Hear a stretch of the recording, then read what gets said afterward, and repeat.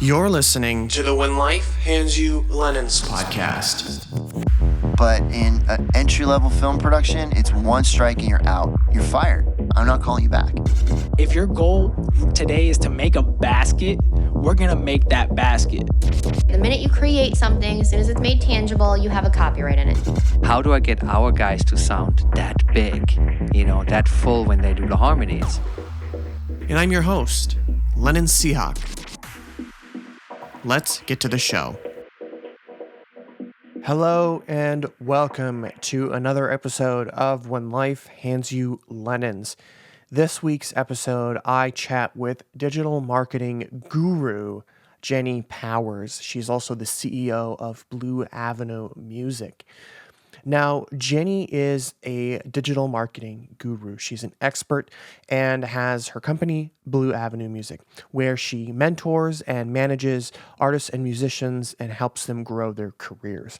So in this episode, Jenny talks a lot about what the digital marketing landscape looks like these days. She talks about the various ad platforms and what it takes to create really effective ads.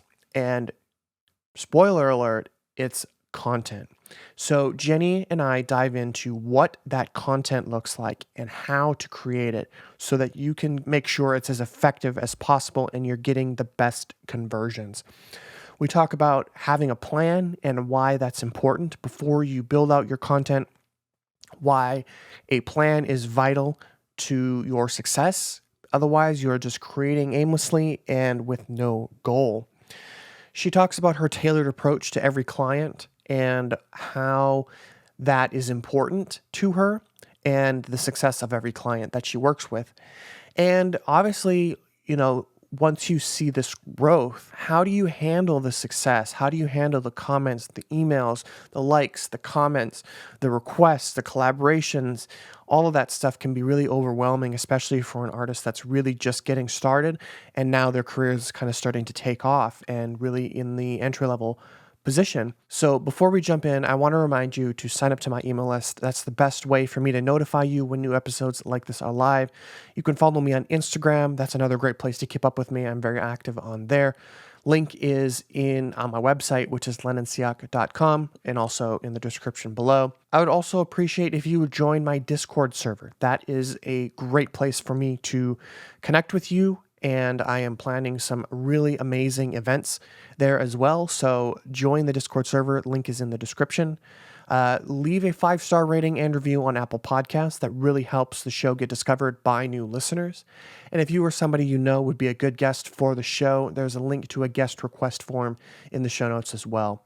Please fill that out and I will be in touch. Let's dive in to my conversation with digital marketing guru and expert, Jenny Powers. Thank you so much for being on the show, Jenny. I'm very excited to chat with you and get to know you a little bit more. I've definitely been hearing a lot of you. You were on Rick Barker's podcast the other day, which was amazing. So Congrats on all of that. Thank you. So before we dive into the real meat and potatoes of the conversation, I'll do an introduction prior or after we're done recording so I have a better understanding of what the discussion is about. But give us a little bit of a breakthrough and breakdown of who you are and kind of what you do and how you got to where you are now. Okay, well, I am the founder and CEO of Blue Avenue Music Group, and I work with indie artists on building their fan bases. Okay, cool. So I think it's an interesting topic, and a lot of people, obviously everybody wants to grow their fan bases. So take us back, like what got you into music? Are you a musician yourself? I'm a poor musician, like I play poorly. But I do come from a music family. My brother and sister are both touring musicians. And I work with my brother building his fan base. And my sister is the founder of the Southern Girls Rock and Roll Camp in Nashville. And so we have our Girls Rock Camp through there, our programs through to for all the rock camps. So there's like the Tennessee Teens and the Girls Rock, the Ladies Rock, and all that fun stuff. That is cool. So where did you grow up? I grew up in Cherry Grove of Okay. South Carolina, and it's Okay. right outside of Myrtle Beach. Okay. So it's a very tourist destination. But we were lucky enough to, I went to an art school growing up. I was in entertainment technology. My sister played jazz guitar, and my brother plays trumpet. So Okay. And where did you go to school? And did you ever imagine that you would be doing what you're doing now, which is kind of like this digital marketing, running your own business thing? well, I went to school for legal studies. So Okay. my background is in the legal aspects of things. I've worked in many types of law, from family to real estate, and even I spent a lot of time in criminal justice. Mm. But you didn't actually, it wasn't law school, so you're not an attorney, right? I am not an attorney. I wanted to go to school to be an entertainment attorney. Mm, And then after working with lawyers, I was like, I really don't want to be a lawyer. sure. But I did want to work in the music industry. And I really built my company off of helping my brother's band. Mm. And what was that like? And where did you kind of start this helping your brother's band? Like when did all of this kind of start? Was it after the law firms? Was it kind of when you were working with them? Um, so I went into investigations for like 8 years. Oh And wow. yeah, I did a lot of private investigations. So while I was doing that, I was working with my brother's band on his album release and his touring and his PR and everything you need to grow your fan base, and making sure that his website was in place, his royalties were in place, his business structures, his trademarks, just all those things that you need uh, as a band in Mm, order to streamline your royalties and your business structures, and making sure those are in place so that when those revenue streams are coming in, you can see where they're coming from. mm. That's a really good important aspect, and I think a lot of musicians don't understand that is setting themselves up like that, Mhm. because it's not a register for a distributor, release your music, and you're collecting all of your royalties. It's Right. not that simple. I wish it was. That would make it so much easier, but there's so many different platforms and companies and things you got to sign up for, and then copywriting your music is a whole different thing, and Mhm. it's overwhelming. So when you first started advising your brother, and even to now, like what are kind of the first three things that you advise newer artists to do before they really jump in to their careers? Right. Setting up those foundations. So if you're a full band, having that band agreement in place.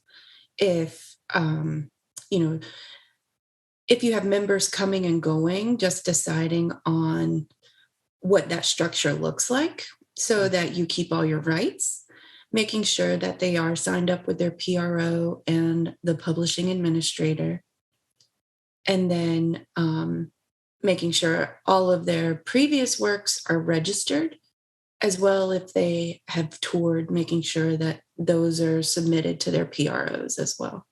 mm.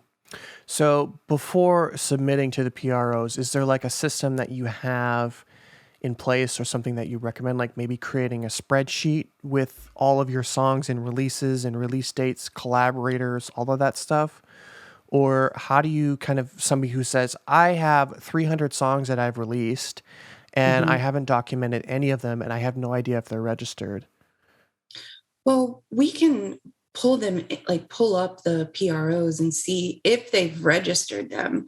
But Mm, if they've signed up with a PRO, they should know whether or not their song is registered, because someone on their team or they would have had to register it.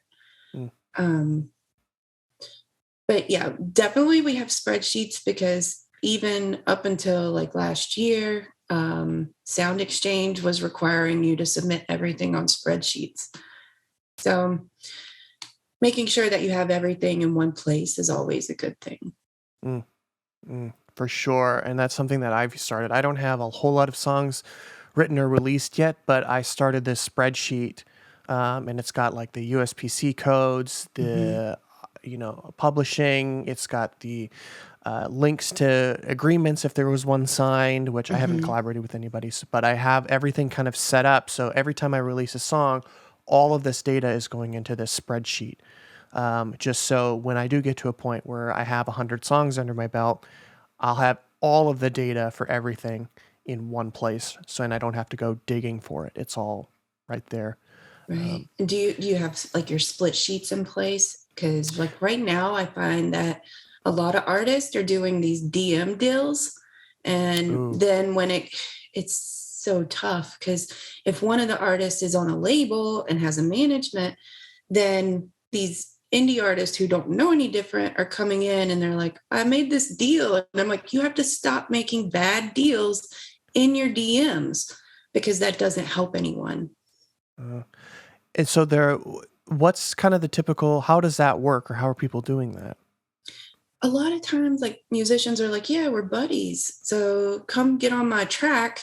And then that particular artist has a management and label, and all of them want their cut, even though something's already been agreed upon. So it can really hinder the process of putting out an album if those splits aren't in place and those agreements aren't in place before you even record. Mm, that's a good point. And it's again, that's goes back to so many artists not really knowing where to go, and they think that it's kind of this go-to, just simple, oh, we're friends, it's cool, we'll just split it 50-50. Well, there's a lot more than just 50-50. There's a lot more Right. that goes into it. Right. And there's even been, I've seen a lot, I've been on Reddit a lot, and I've been seeing a lot of these questions of like, some people just literally don't know what they're doing. And like, hey, how do I copyright my song? This one guy, a friend of mine, he's been licensing his beats, and he's like, oh, if this person uses it, it's copyrighted. And I'm like, whoa, whoa, whoa, what's going on? Where are you getting this information? So it's interesting to see how people are perceiving various pieces of information and how they think things work and how they actually work. Right. Because there's a lot of misinformation out there, and this is one of those things that is super, super, super important, is to not do handshake deals or buddy deals, and actually have it in writing. That is something that can be enforceable. So when you do get that big placement or go viral or whatever, everything's already laid out with who's doing what and who has control over master publishing, all that stuff. Exactly. So you have a very kind of unique perspective on everything. So your company does management, correct? And you're an expert in digital marketing. So you have that interesting perspective of managing one's career and then also being able to market and kind of control the public's perception of that artist. Right. And then what everybody is kind of looking for in how the market is. So talk about that tie and how the management and marketing kind of aspects really blend together and help you work with artists. So with that, we work on like their branding and their image and making sure those things are in place, but also with their content.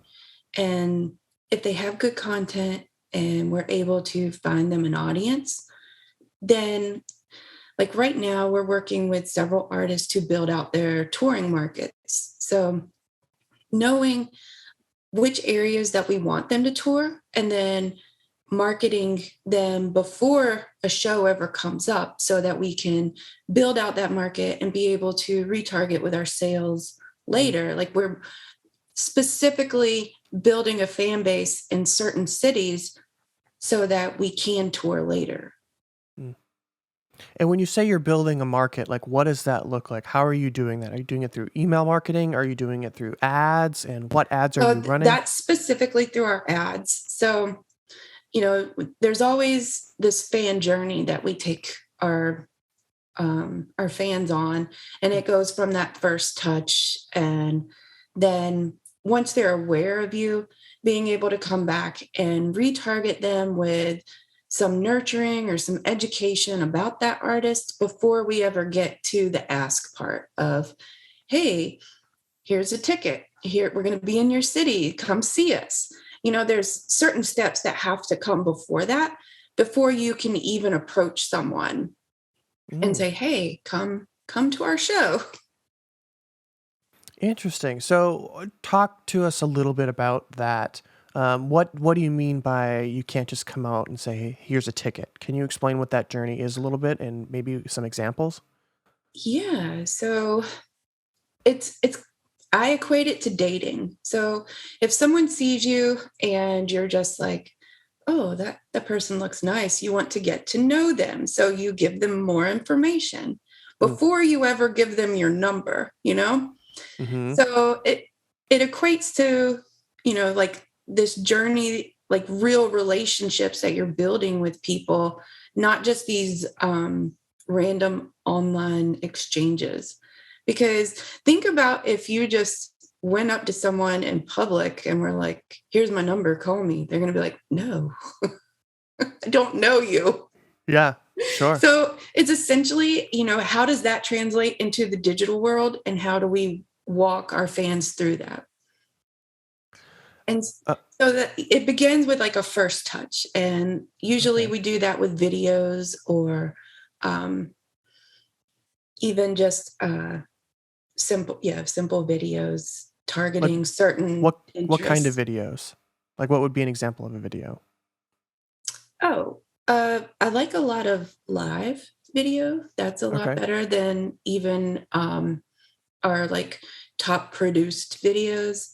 But live video with good sound, um, Mm, and an interesting song. So, and those videos too, as long as they have like within the first 3 seconds, as long as there's something captivating in it, or even just like a transition to make people stop, that is going to be a lot better um, than a full like $10,000 video that doesn't have anything interesting in the first 3 seconds. mm, mm.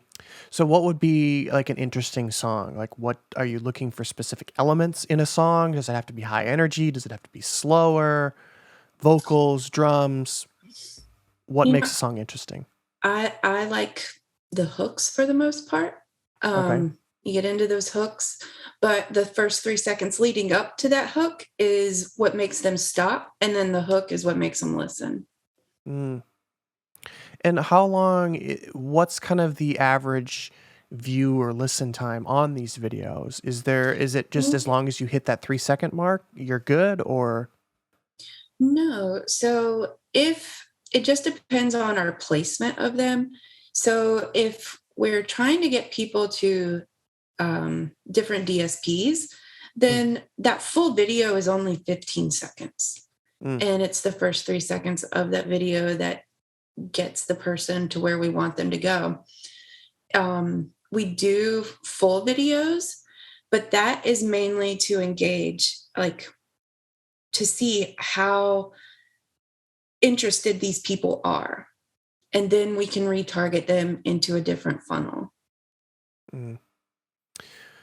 Interesting. Okay. So I see a video and of a band that is being promoted and I'd say like a Facebook ad or some kind of ad. And I'm Mhm. like, okay, this is interesting. My attention. Where do I do? Do I click on it and where does it take me? Oh, so for the most part, I want you to like it, share it, comment on it. Okay. And there's really no call to action off of the platform. So Okay. the point is that now Facebook and Instagram have it so that if you click on any portion without a call to action, it'll take you to the profile of that artist, which has been a big game changer for us because at that point they follow, they like, they have, somewhere else they can go. And then we utilize the comment section to send them to other places. So Interesting. build your funnel out from the video itself within the comment section. Okay. And what would that funnel look like? Like, what do you mean by build your funnel out? Okay, so we have people who are engaged and they're commenting, they're sharing, they're liking.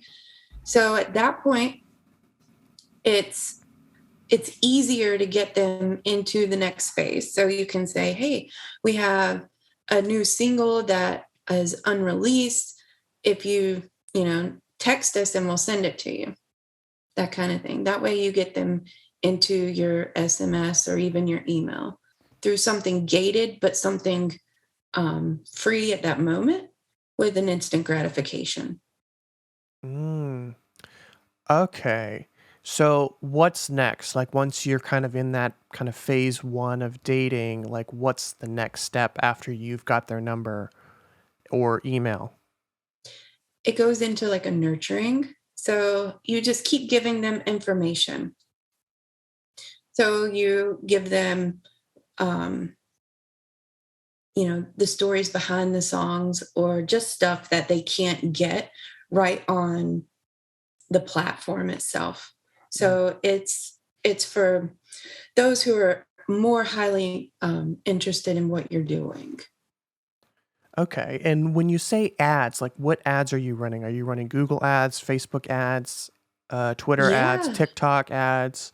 yeah. There's so many ads, All all of the it. ads, All all the of ads. it. We're There's so doing the many. YouTubes, our Instagram.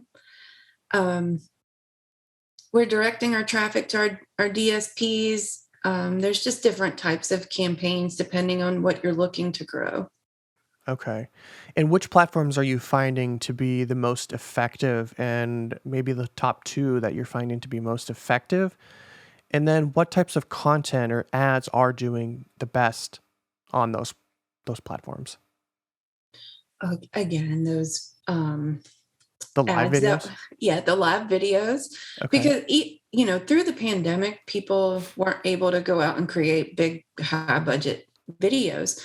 Sure. So people started consuming, their entertainment, their videos in a way that was not high production, not a Mm, $10,000 video. A good camera, a good mic, and through a soundboard was really how we were operating for almost a year and a half. And mm. so people are consuming it. Even Facebook and the metaverse is like, we can now go hang out with your friends at the show in the metaverse. Did you see recently that somebody paid $450,000 in the metaverse to live next to Snoop Dogg? Yes, so somebody paid, he was selling like, I don't know how much land in the metaverse, whatever that even means.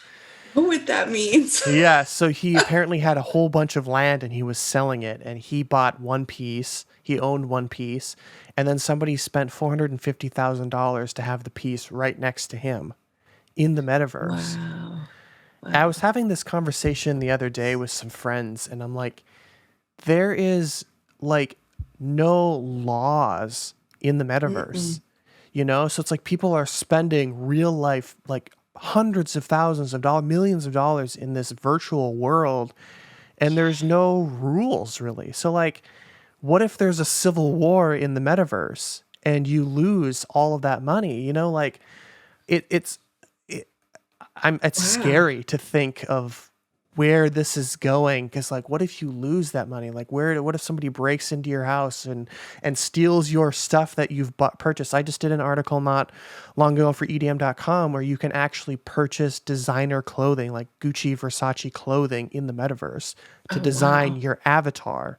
So people are purchasing Gucci jackets and shirts and shoes in the metaverse. Well, who's to say that I'm not going to come and steal that? And there's no repercussion for that.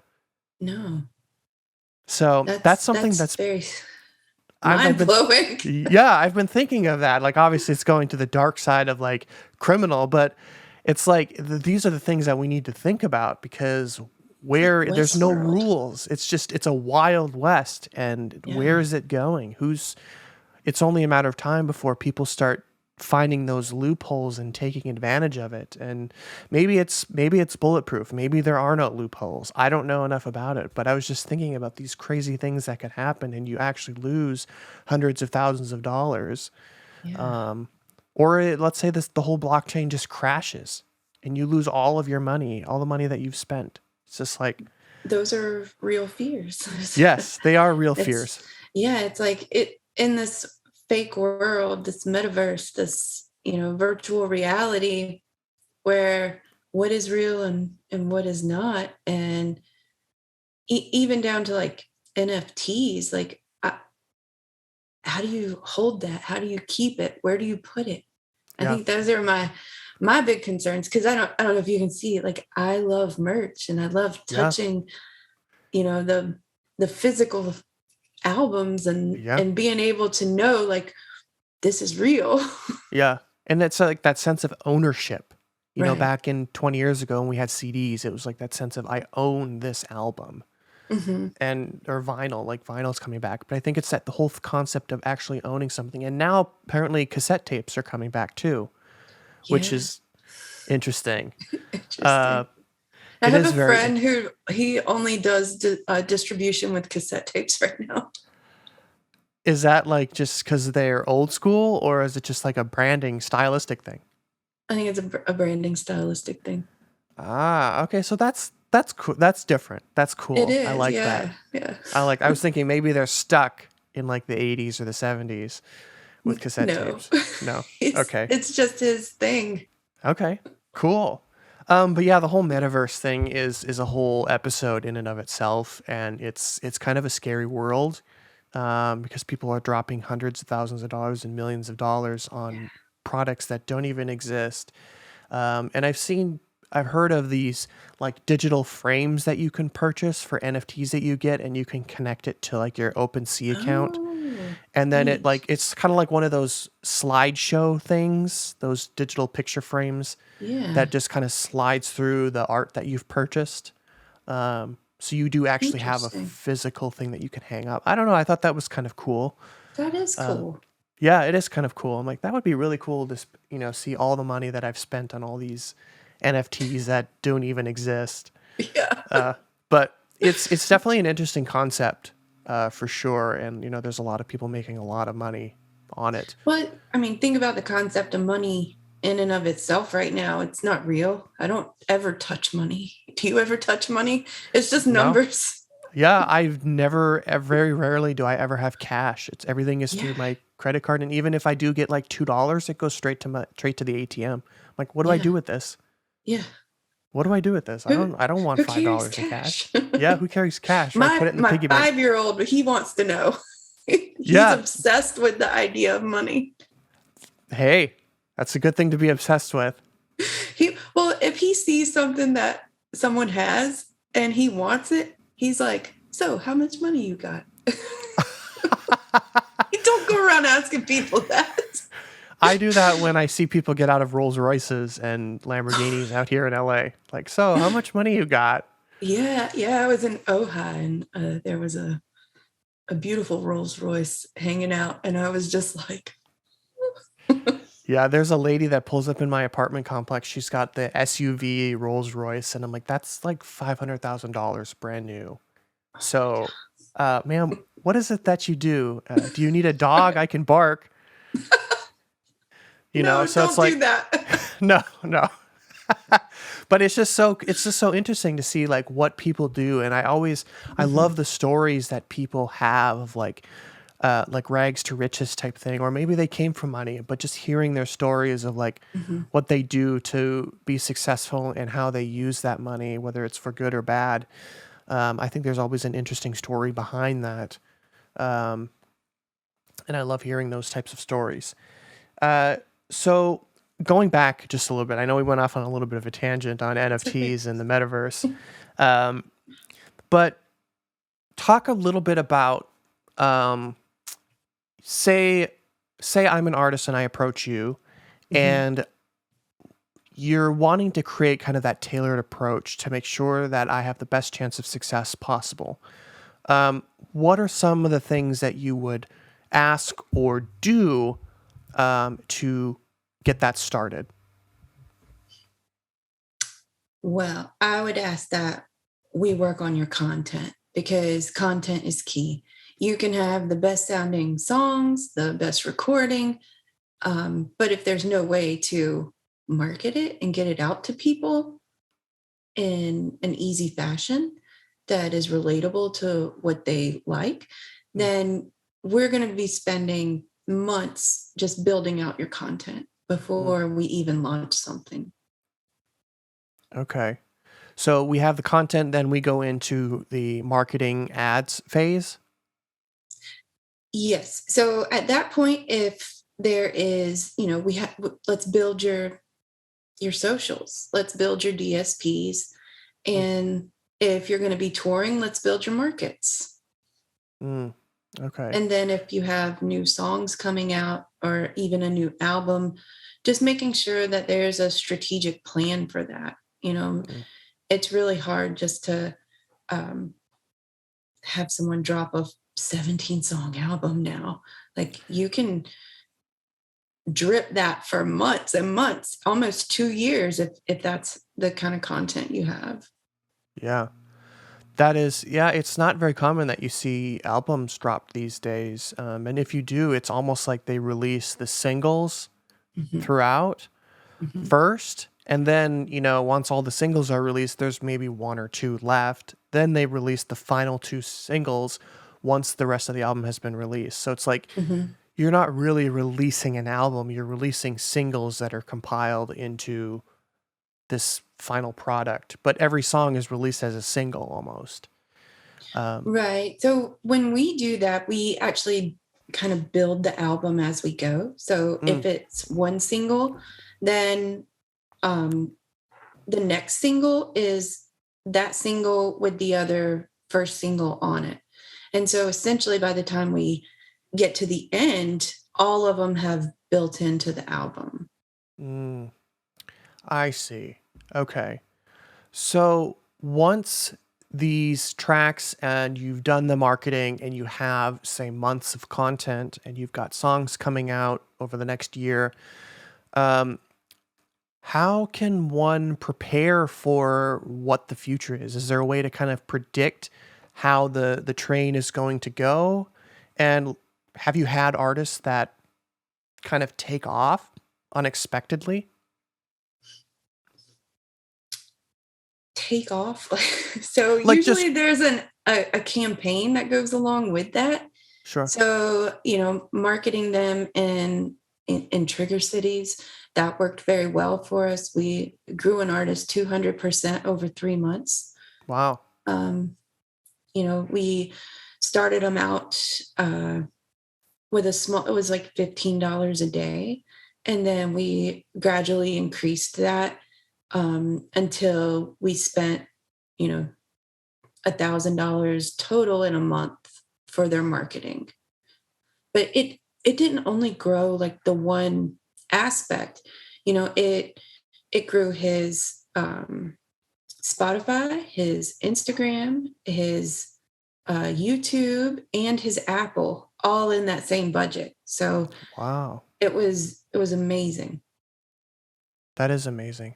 And so do these artists prepare for this kind of success? Like, I would imagine they get comments and DMs and likes and emails and requests to tour and collaborate. And I can imagine going from an artist who's really just building that career and focusing on the music is now transitioning into this business phase, and it gets to be overwhelming. So what is some kind of advice that you provide these artists to kind of manage all of these requests? Because I can imagine it gets really to be a lot. It does. But if you are just starting out, you need to be the one answering your messages. And even then, there's like chatbots that you can do, but you have to do them in a way that is not like a chatbot. So you give them, you don't want to be like, no, you don't want it to be salesy. You want to make sure that you're actually connecting with that person. Sure. So if they do reach out, they at least get an answer, and it can be, at, at least thank you so much, and then give them options on what they can do next as a fan. Okay. And do you have any recommendations on which chatbot is best or better, easier to work with, cheapest? ManyChat, you can always start free, Okay. and they have a nice workflow on that. Okay. So, it's like if they answer this, then it goes here. If they say no, then you respond this way, and it's easily set up. Okay. That's good to know. I know that like automation workflow can be kind of intimidating. So it's good to have a platform that's like easy, free to start, and just Hmm. get you going and kind of get your feet wet in that world. Right. Uh, but yeah. So how long does it typically take? I know a lot of, in a world of instant gratification, how long does it typically take from kind of planning the content up until you start seeing significant growth? Oh, well, once we start running at least a small ad, you start seeing growth. Now, one artist's growth is going to be completely different from another artist's growth. Sure. So, if this rock band is saying, well, that rock band grew this much by this, well, you have to just compare your data to your data. Like you can't keep comparing it to someone else's data. So as long as you're seeing growth and you're running your own race, that's the most important. That's true. That's a good point. I think a lot of us get in that world of comparison, and it Hmm. is, comparison is the thief of joy. And Absolutely. it was like, well, that person has 500,000 followers and they blew up in the last 6 months. Why don't I have that? I do this similar genre. I've been doing Mhm. similar things. I've been working twice as hard. Why don't I have that success? But at the same time, are they an indie artist or does that artist have a label backing? Because That's a good point. if you have $150 to put into your campaigns for your advertising, that other artist might have four, five, six times that amount. And Mm, so you have to really compare what your growth is versus what your growth is. Like you can't um, compare your $150 ad budget to someone's $6,000 ad budget and be like, why aren't I getting the same results? sure. That makes sense. Yeah. I mean, obviously, the more money you throw at these platforms, the better they're going to push you. Hmm. Um, but yeah, I think that's something that I've learned recently is comparing myself and to others and musicians and creatives and whoever, and it's like I'll never be that person or I'll never be that good. Um, Don't say that. One, yeah, you don't want to be that person. You want to be no, yourself. right, And two, music is subjective. So what one sure, person thinks is good, another person is going to be like, oh, what is that? yeah, So, exactly. But it's that internal struggle that you see, like face value. You see Spotify numbers, or you see them succeeding or performing at a show, and it's like, what am I doing wrong? It's like I'm not doing anything wrong. I'm just you're taking a not. different route. Exactly. And just because they're on those shows and they're on that festival doesn't mean that they have money coming in, you That's know? very true. They could be broke and playing to a sold out crowd, and you could be playing to 50 people and made more profit than they did. Yeah, that's a good point. That is a good point. Um, yeah, it's just one of those things that I've caught myself in, and I'm able to pull myself back Mhm. and realize that that's kind of that negative thinking. But I think a lot of artists and musicians should realize that, like, don't compare yourself to others because your data is your data, and Mhm. their data is their data, and it's not to be mixed. It's very specific and unique to you and them. Absolutely. And you don't know how many hands they got in their pockets, you know? As long That's true. as you're an independent artist and you've set things up so that you have control and you know um, where everything's coming and going, then that's great. But I've had many artists even recently um, call us and be like, listen, we just played a sold out show. I got $7 in my bank account and I can't get my accountant to send me over a list of anything. And it's like, that's why when these people work for you directly instead of through like a label, you're able to get the information because they work for you. Yeah. That's a good point too. Be careful with who you work with. Yeah. And we call it like here, don't chase the tinfoil. Like just because it's shiny doesn't mean it has value. And just because you want that doesn't mean it's going to be good for you in the long run. You mean to tell me tinfoil doesn't have any value? No.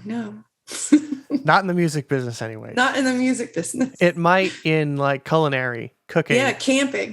Camping. Martha Stewart might disagree. But maybe so, but maybe don't chase the tinfoil. I like that. I like that saying. I'm going to use it. Shiny object syndrome. Exactly. So kind of the last couple questions here before we wrap things up. I actually have another podcast at 11. I'm chatting with the CEO of STEM, Milana Lewis. Okay. So I'm excited for that conversation. Yeah. But before an artist spends thousands of dollars and dumps all of their life savings into marketing, and obviously you recommend the content, but what are some other things that you recommend they do prior to dropping all of that money into marketing? That's a good question. So before you can just dump money into anything, you have to have a plan. And I think just having a basic plan of knowing like, okay, if we do this, this is what we're looking to get out of it. And so if those things aren't happening, you can easily readjust with a simple portion of your plan instead of being like, all my eggs are in one basket. So you want to make sure like you have a revenue stream for your merch and that you're building out your markets and all the things, the totality of everything. I like that too, because I think the plan will even come before the content, because you have to plan out your content, and then your content is then step 2. Okay, what do we want to do with this content? Do we want to put it behind digital marketing? Do we want to use it organically? Do we want to use it for press releases? Like all that crazy stuff. So having a plan and like a basic plan, I've heard doing like 3, 6 month to a year plan, even 5-year plans. I have a friend that does 5-year plans to really iron out everything for the next 5 years. So literally you don't even have to think about your career. You can just reference this massive 5-year plan. And then, is this opportunity going to benefit me, or is that pushing me towards this goal on this plan? No, then it's a hard no. If it is, then it's a big yes. And then you press forward with that. And it takes all the guesswork out of everything. Right. Like something what am I doing tomorrow? Yes. It doesn't matter what you're doing tomorrow. It's already lined out. Yeah. You have, your goal is to get 100,000 followers on Instagram, and you have content that you need to produce to get there. So it's like, I'm going to be doing content tomorrow. Right. So I think that's planning is key to success. And it helps take the guesswork out of the chaotic job that is a music professional. Exactly. Cool. So Jenny, this has been an amazing conversation. You have shared a lot of information on ads and marketing and planning and all kinds of stuff. And it's very helpful to me and people who are just kind of getting started and don't know where to turn for their next step. So how can the listeners follow you and your company if they have any questions on anything, and just keep up with the amazing work that you're doing? Yeah. Well, you can find me on Instagram as I am Jenny Powers, and you can find our company at Blue Avenue Music Group on Instagram. Okay. And then if you need me in any other way, you can also find me at artisthub.io. Great. And I will link all of those in the description below so everybody can easily check you out and follow what you are doing. Great. Cool. Thank you so much, Jenny. It's been a pleasure Thank speaking with you. you. And Same take here. care out there. All right. Thank you.